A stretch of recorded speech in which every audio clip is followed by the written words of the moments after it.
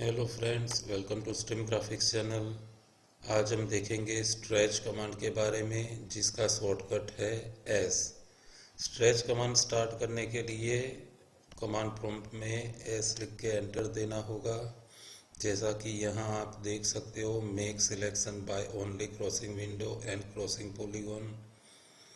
तो हमको stretch command के लिए सिलेक्शन ऑलवेज क्रॉसिंग विंडो या क्रॉसिंग पॉलीगॉन से करना पड़ेगा।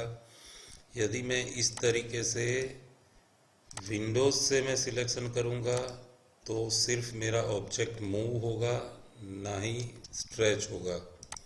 फिर से देखते हैं, यदि मैं विंडो से सिलेक्शन करता हूँ तो मेरा ऑब्जेक्ट मूव होता है। इसलिए सबसे पहले सिलेक्शन क्रॉसिंग विंडो या क्रॉसिंग पॉलीगॉन से करना होगा। मैं कमांड शुरू करता हूँ। सिलेक्ट ऑब्जेक्ट की तौर पे सपोज मैं ऐसे सिलेक्ट कर रहा हूँ, और फिर जब सिलेक्शन कंप्लीट होता है तो मैं एंटर प्रेस कर सकता हूँ। बेस पॉइंट के लिए मैं कहीं पर भी क्लिक कर सकता हूँ। अभी मैं जितना बेस पॉइंट से मेरे कर्सर को जो भी डायरेक्शन में मूव करूँगा, उतना मेरा ये सिलेक्टेड ऑब्जेक्ट स्ट्रेच होगा। यदि मुझे हॉरिजॉन्टली या वर्टिकली स्ट्रेच करवाना है तो मैं ऑर्थो ऑन करके क्लिक कर सकता हूँ, या फिर पर्टिकुलर डायमेंशन में मुझे स्ट्रेच करवाना है तो यहाँ पे मैं कमांड प्रॉम्प्ट में डायमेंशन लिख के एंटर प्रेस कर सकता हूँ।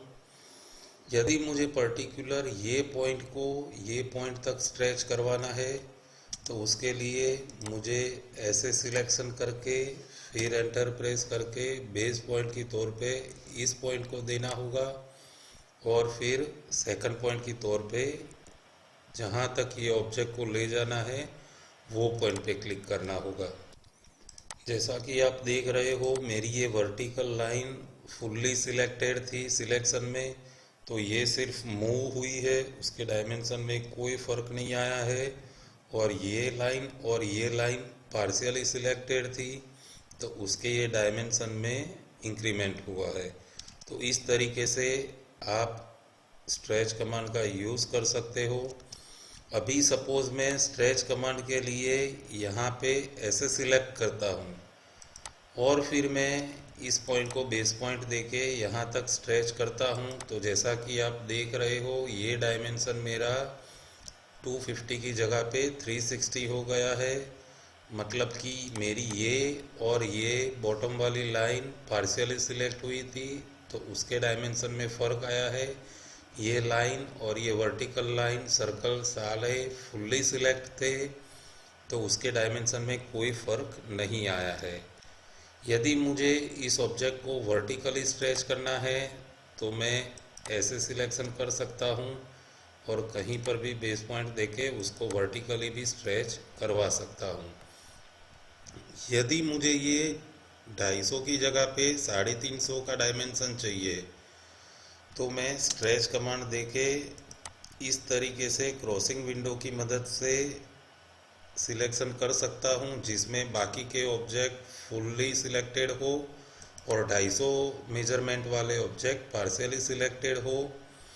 अब मैं इसको कहीं पर भी क्लिक करके 100 डायमेंशन लिख के एंटर प्रेस करूँगा तो मेरा ये डायमेंशन 350 हो जाएगा। लेकिन ये सर्कल भी उस सिलेक्शन में होने से ये सर्कल भी साथ में मूव हो गया है। यदि मुझे सर्कल को ओरिजिनल प्लेस पे रखना हो तो मैं स्ट्रेच कमांड की मदद से सबसे पहले मैं पूरा ऑब्जेक्ट सिलेक्ट कर लेता हूँ। उसके बाद शिफ्ट प्रेस करते हुए इस सर्कल को वापस सिलेक्ट करता हूँ, तो ये सर्कल सिलेक्शन सेट में से रिमूव हो गया है। अब जब मैं इसको स्ट्रेच करूँगा तो सर्कल अपनी ओरिजिनल जगह पे ही रहेगा और बाकी के ऑब्जेक्ट स्ट्रेच होंगे। इस तरीके से भी आप स्ट्रेच कमांड का यूज़ कर सकते हो।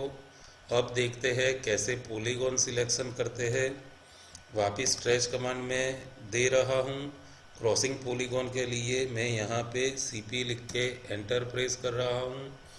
अभी यहाँ से मैं इस तरीके से एक पॉलीगोनल शेप में मेरा सिलेक्शन कर सकता हूँ, जिससे क्या होगा कि मेरे सिलेक्शन में सर्कल नहीं आएगा, तो मैं इजीली सर्कल को उसी जगह पे रख पाऊँगा और बाकी के ऑब्जेक्ट सिलेक्ट कर पाऊँगा। तो इस तरीके से आप क्रॉसिंग पॉलीगॉन का भी यूज़ कर सकते हो सिलेक्शन के लिए। यदि आपको क्रॉसिंग विंडो से सिलेक्ट करना है तो आपको ऑलवेज राइट में क्लिक करके माउस को लेफ़्ट की ओर मूव करना होगा, या फिर सिलेक्ट ऑब्जेक्ट में आप सिंपली सी लिख दोगे तो आप कोई भी डायरेक्शन में सिलेक्शन करोगे वो क्रॉसिंग विंडो से ही सिलेक्शन होगा, और बाद में आप ऑब्जेक्ट को स्ट्रेच कर सकते हो।